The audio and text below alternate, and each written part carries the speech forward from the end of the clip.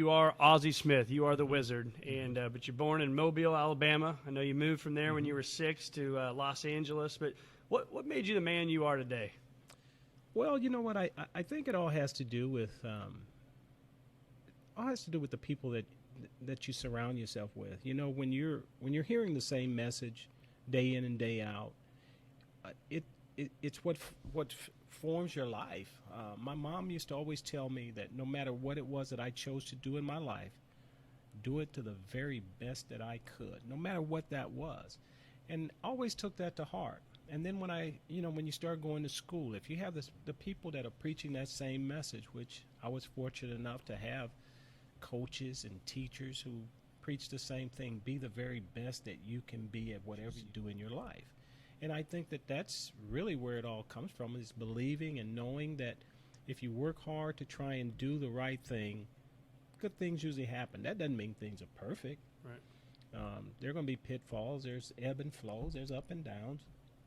So you learn to accept the things that aren't necessarily good things, but you learn from them.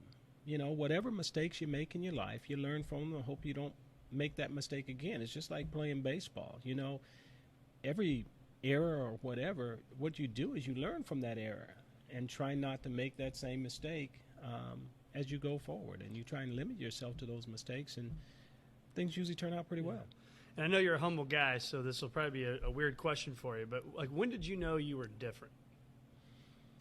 Well, I don't know if I ever knew that I was different. I knew that for my size, I had to always prove that I was worthy. You know, I think that what happens to people now when they have success is that if you make it to the pinnacle, you know, which for us is with baseball is, you know, once you make it to the big leagues, guys think, well, I've made it. To me, that's when the hard work really starts. It's to prove that you're worthy of being in the big leagues. Yeah.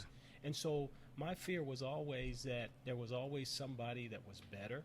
There was always somebody else that was coming. And so that meant that I had to be more consistent at what I did every day to prove my worthiness, and that as a goal in baseball, it's always to be able to play as long as you possibly can. And in baseball, that was to play into your 40s. Yeah. And, you know, so that was really kind of my driving thing. I've talked to lots of athletes in the past, and they said it's like, okay, most people in our minds, right, we think, okay, once you get there, you're there. But I think what I've heard, it's actually it's just beginning, right? Yes, once you made it to the majors. It is, because, you know, when you become successful and you start getting compensated and you start getting these big contracts, to me, it's proving the worthiness of that contract. That's what's important. Yep.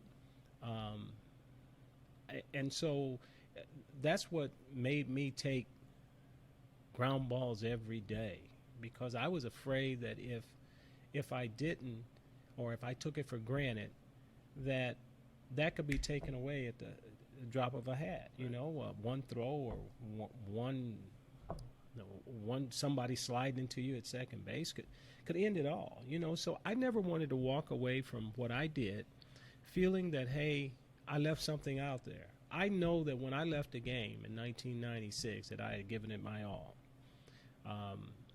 I had worked extremely hard to be the very best that I could be, which was that thing that we talked about earlier.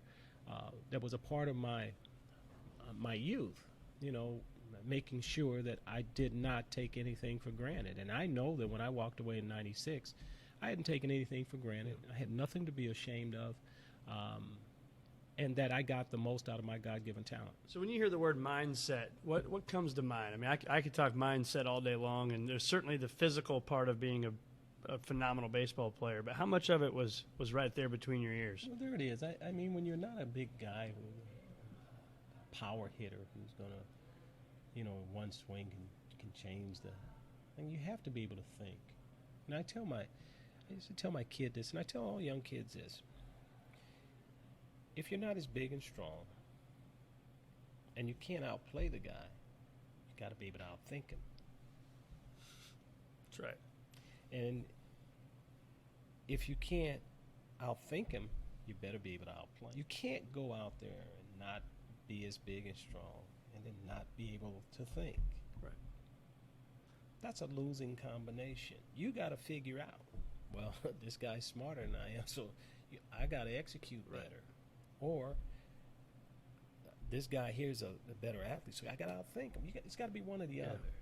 You know, you need to figure that out. And once you figure that out, then you got a chance. Yeah, but that's if you great. go out there, and you can't outthink him and you can't outplay him, You're done. you're done. Well, let's talk for a second, if we can, Ozzie, on you got to quiet the noise, right? You're coming up to bat. You got 48,000 screaming people. You know you got 1 million, whatever, 5 million, 10 million people watching on television. And apply that to the boardroom for our listeners that are business leaders. How do we quiet the noise? And whatever that reason you're in that boardroom is, how do we quiet the noise and still execute? Well, here again, I think that you have to be open to hearing different views. You know, you got to be able to accept the fact that, you know, I may not agree, you may not agree with me, I may not agree with you, but compromise. Compromise is a very, very important part. When I sit down, it's not always about me winning. It's about us winning. And if you go into a situation saying that, hey, let's try and make a deal where we both benefit. I can't go in there thinking that, boy, I'm going to go in here, I'm going to kill this guy, I'm going to knock this guy out. If we're working together at trying to make something better, then I've got to be willing to take my ego and check it at the door. Yep. And say that, hey, I'm here for the best interests of everybody. And if you go in with that thought process rather than going in and say, hey, I'm going to win this thing and I'm going to win at all cost and stuff, there's, you know, when compromise is not part of the solution to a problem, then it's very hard to be able to have a deal where everybody feels like, hey, you know, I got something out of it. I think that's the abundant mentality you have. And also, you know, you live in a world that if you bat 300, you're a Hall of Famer. That's right. right. I tell my kids that, right? These guys are still getting out 7 out of 10 times. Yeah. The best ones. The best great ones. The great. I'm going to close with this. 1985. Mm-hmm. I'm what was I, 7, getting ready to be an 8-year-old boy. I'm an only child. I'm with mom and dad. We're at a game. We're on the first base side. I'm not tall anyway when I was that age, but this ball gets hit to the right center field. My dad grabs me by the arm. He pulls me up. I stand on the chair. I see this ball go over the fence. Go crazy, folks. Go crazy. Of course, we didn't hear that because we were at the game. I still have a ticket. I had my parents text me a picture of it. What was that like? The stadium moved that day. And it was a moment that I think that people realized that I was not that one-dimensional player that I had been cast as. And that was always the goal. My goal was to be as well-rounded as I possibly could be. I think most of the players in our generation wanted to be well-rounded. They wanted to be able to play on both sides of the ball. In my conversations with Cal Ripken, my conversations with Tony Gwynn, the goal was always to be well-rounded. And so 1985, it took that home run for people to start looking at me as much more than just a defensive player. And that was really my personal goal, was to be a better, as good a offensive player as I was a defensive player. And with my hand and eye coordination, there was no reason, if I put in the work and the time, that I couldn't be a better offensive player. Yep. So the blood, the sweat, and the tears, all of it paid off in one swing. And I feel like I've hit 500 home runs because I've heard that so much. Yeah. And one of the greatest compliments that could ever be paid is to have a little boy come to a card show and stand there and say, Smith corks one down the line, could go,